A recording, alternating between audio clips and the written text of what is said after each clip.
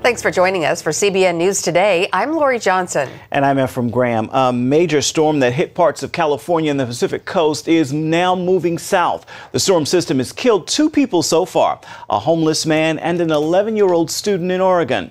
The National Weather Service is telling residents to expect more rain, heavy snow, and howling winds. Our George Thomas has the details.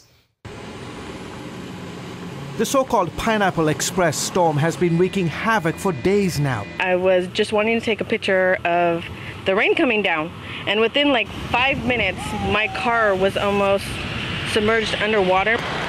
From Northern California, where highways to side streets to entire neighborhoods are reeling from a deluge of water, to western Washington state, where the ocean is swallowing up land and some homes along a street called Washaway Beach are barely hanging on,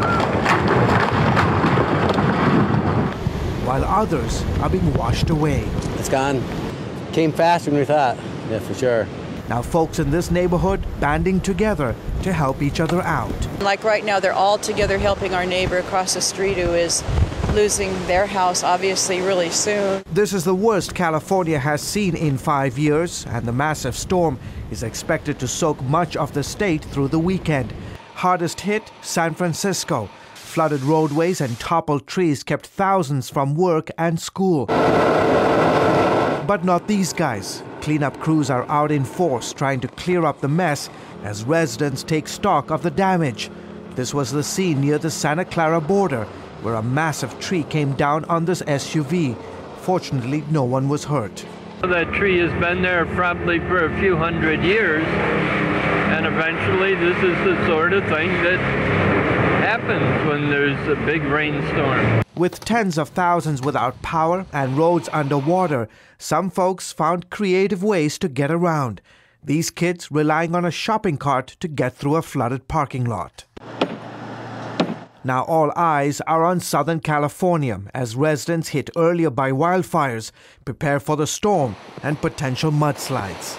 George Thomas, CBN News. The bad weather in California forced the delay of a U.S. defense satellite rocket launch yesterday. The liftoff was postponed until this evening.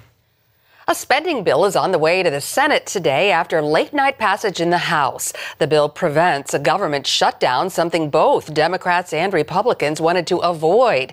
It comes in at $1.1 trillion and will keep most agencies funded through next summer. Despite weeks of debate, neither party was totally pleased with the bill. There's not one of you in this room that doesn't understand that this is exactly the way I don't want to do business. We all need to stand and fight. If the president were writing this bill himself, this bill would look a lot different.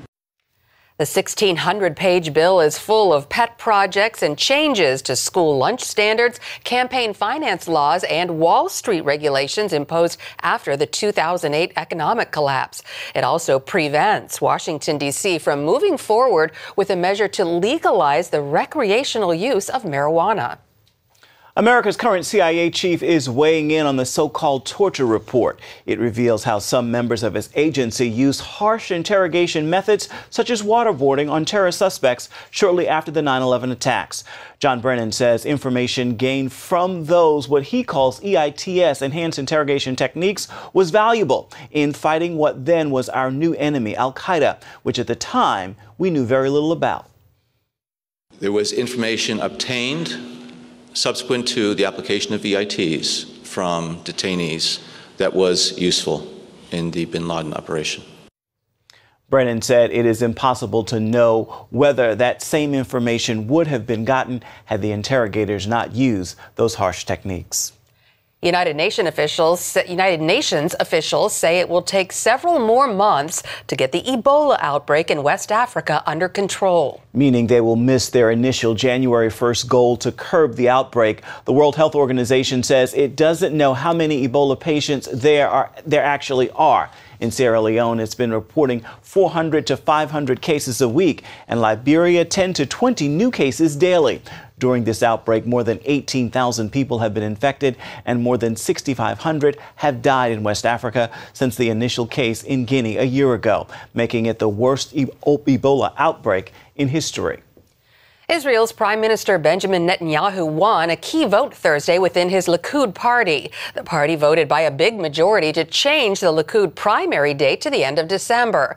That means Netanyahu likely will not face a strong challenge from within Likud before national elections in March. Netanyahu thanked supporters in Tel Aviv and blasted Israel's leftist media. He decried what he called a public campaign to support any politician or party that opposes a Likud-led government under me.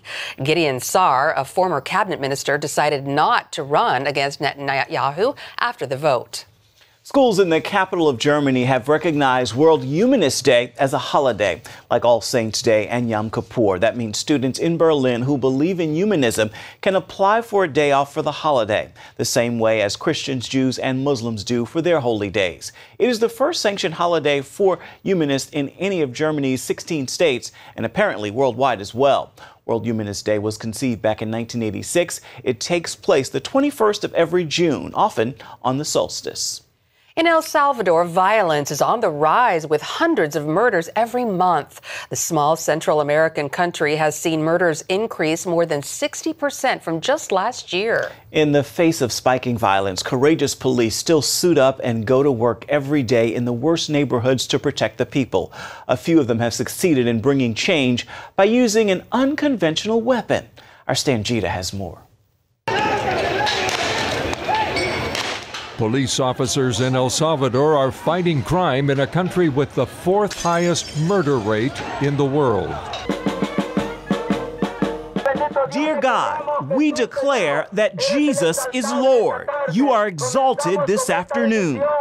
But now a group of police is promoting a better way to handle the problem, a method that doesn't rely on physical weapons. They're members of the Christian Police Ministry, committed to evangelizing the city's most dangerous streets and neighborhoods. We have seen the hand of God working for the benefit of the citizens. Every day we look for ways to pray for this nation, for this city. That's why we also go out into the streets to seek the Lord and to evangelize. And here is a people who worship the Lord in spirit and in truth. Former police, prostitutes, and gang members have experienced transformed lives as they've turned to God. We've even had gang leaders converted to the Lord who have then professed their faith inside their own gang. And now they carry out evangelism among their companions, among their own people. And that, of course, represents changes in our communities. The change in these communities is significant. And the Christian police want to go even further to reach the hearts of more people. The Christian police also visit inmates of the Metapan prison every 3 months. They bring groceries and also the Word of God to give hope to those doing time behind bars. They have a lot of needs. They have deep wounds in their hearts that only the Word of God can heal. And many have recognized that God is the only one who can save them, can rescue them from the hole they're in. These officers hope that many more will join their spiritual battle, strengthening Christian police groups around the country, and that one day peace will reign in the nation of El Salvador. Stan Jeter, CBN News. And still to come, for 5 decades, Colombia has been at war. We're going to show you how Christians are working to shed light in that South American country.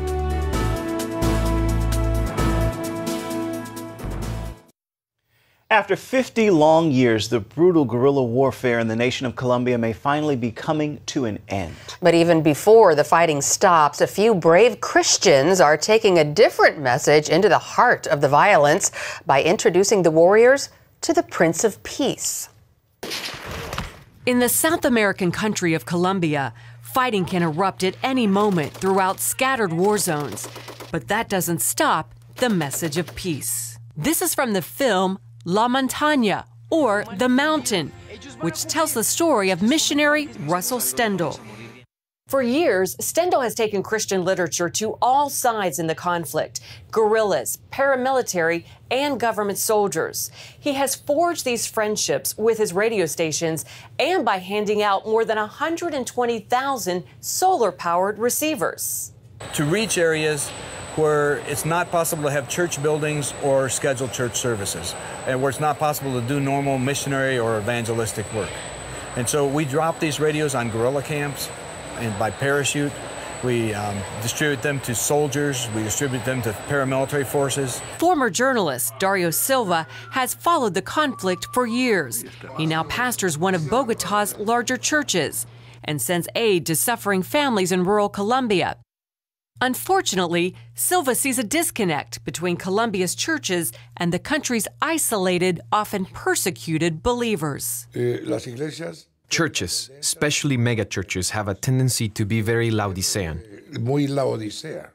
I have it all. I am rich, right? But they are not aware of the problems our brothers are going through. Silva says that hardship and persecution have not kept the gospel from reaching remote Colombia.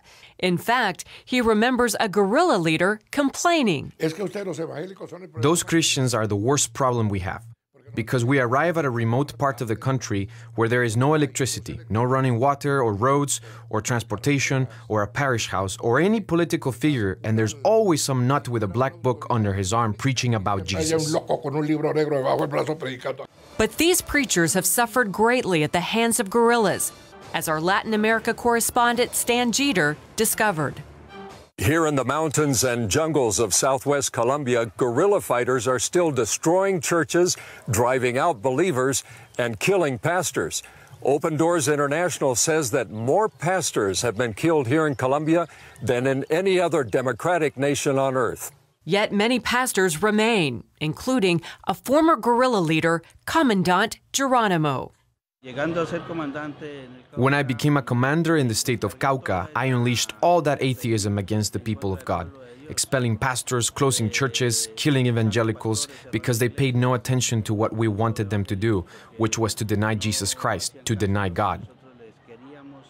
After years of persecuting Christians, Helmer realized he had failed. The more I persecute them, the more they grow, get stronger, multiply. Then I said, how is this?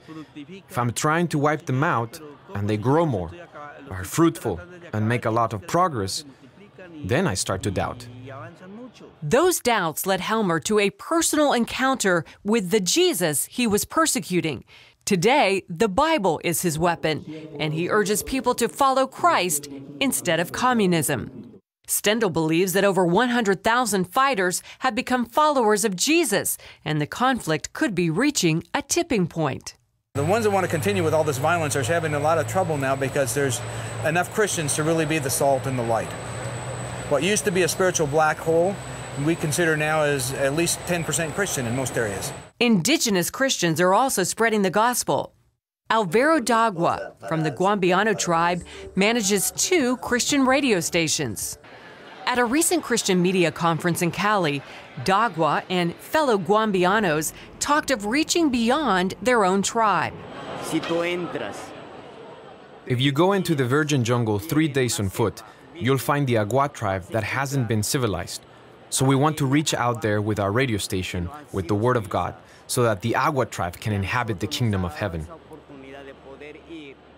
Meanwhile, government negotiators have been meeting with guerrilla leaders in Havana, Cuba. Despite occasional setbacks, hope is growing that a peace agreement may soon bring an end to Colombia's 50 years of internal violence. Regardless of the outcome, evangelists, through radio and literature, still spread peace in the nation's conflict zones, one changed life at a time. Up next, Hollywood meets the Old Testament. We're giving you a behind-the-scenes look at Exodus, Gods and Kings.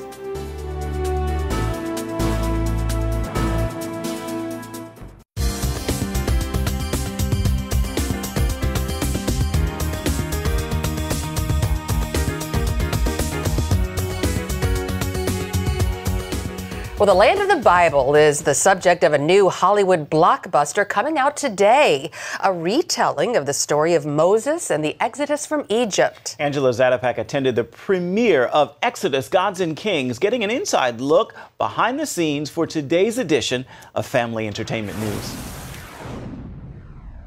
From the Red Sea to the red carpet, I'm here in New York City for the premiere of the biblically inspired film, Exodus, Gods and Kings. Something is coming that is far beyond my control. Unless you set my people free. I am prepared to fight for eternity. Director Ridley Scott brings new life to the story of a man's daring courage to take on the might of an empire, setting 400,000 slaves free against the Egyptian pharaoh Ramses. I personally believe that Moses is the most inspirational hero in probably human history. Do not be afraid! God is with us! The iconic 1956 film The Ten Commandments starred Charlton Heston as Moses, winning an Oscar and 3 other major movie awards. Christian Bale shares with us how he viewed taking on the role. He's the most intense figure that I've ever portrayed in my life, and the most beloved as well. And so, you know, you have to at some point take a leap of faith and recognize that you have to go with your own portrayal, but also you can never neglect the fact that people have such strong, incredibly strong opinions on how Moses should be portrayed. With critics claiming the film Noah failed to relate to religious believers, producers say the coming movie will be an issue on which Christians, Jews, and Muslims can agree. Moses is the one figure that means something to the world's 3 major religions. You know, he's obviously critically important to the Jews, critically important to Christians, but Moses is also a Muslim prophet. Look, this is one of the truly great inspirational stories ever told. Now, our take on it may be something that some people feel good about, maybe some don't. But it's one of the greatest stories ever told. Moses, you say that you didn't cause all this. You say that your God did. I am the God! I am the God! He was somebody who was filled with self-doubt, but equally he was a liberator, a leader, a man of incredible self-confidence, but also someone who at other times was very timid. You know, he kind of encompasses almost every human emotion you can imagine, but in a very strong way. The film will release nationwide December 12th and will play throughout the Christmas season. I'm Angela Zatopek with CBN News, New York City. Could be interesting. I don't know. It's going to be hard to top that old Charlton Heston 50s movie. I hope they stay true to the Bible. That is the hope and prayer. And we have a review coming up with Bob Olszewski on the film as well. Stay with us. We'll be right back.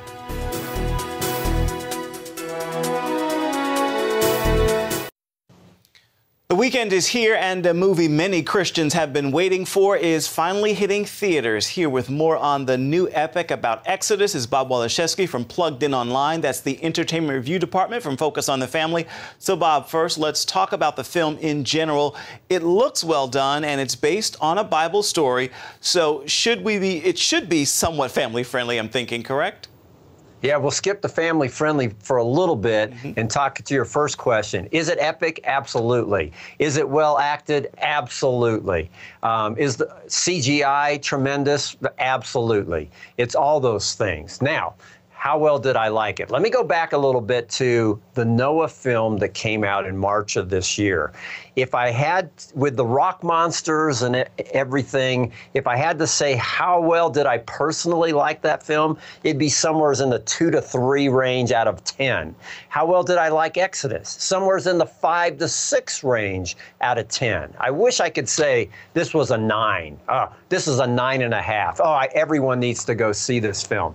But what I did after seeing this film, the very next day, I did something I don't think I've ever done for any film. I sat down on my computer and began to type up what I actually have sitting right here, a list of what I like about the film and what I dislike about the film. And both sections are pretty equal. For instance, what did I like about the film? Well, after Moses encounters God at the burning bush, he goes from being a man who doesn't care about the gods to a man who cares about the God of the Bible. He's a changed man. I like that. But what didn't I like about it? Well, at the burning bush, God is portrayed as a 10-year-old petulant boy.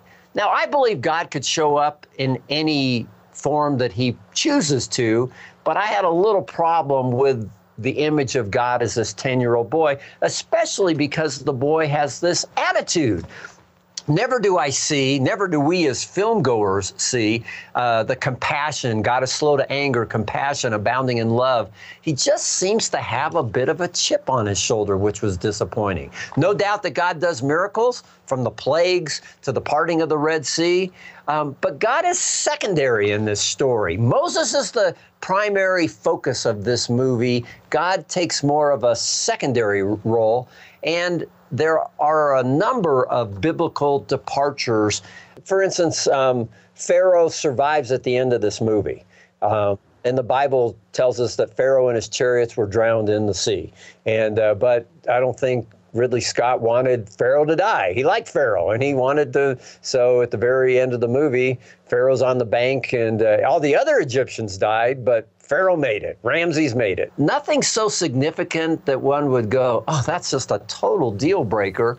But ways that the story could have been told accurately, that the director, Ridley Scott, takes a departure, which is a surprise to me. So for a family friendliness perspective, because of the violence, there's a lot of hangings, there's crocodiles going after people in the Nile, the plagues themselves, the body count is high. We gave this one a 2.5 out of 5 for family friendliness. All right, Bob. Well, thank you so much. We'll see you next time. Okay. God should not be Take secondary to role. Moses. No, That's I a don't big think so. problem. He is the star. Well, that's it for now on CBN News Today. You can find more of our exclusive coverage on the issues you care most about at cbnnews.com. Want to know what you think about the stories you've seen here? Do it on Facebook or at CBN News on Twitter. Bye-bye.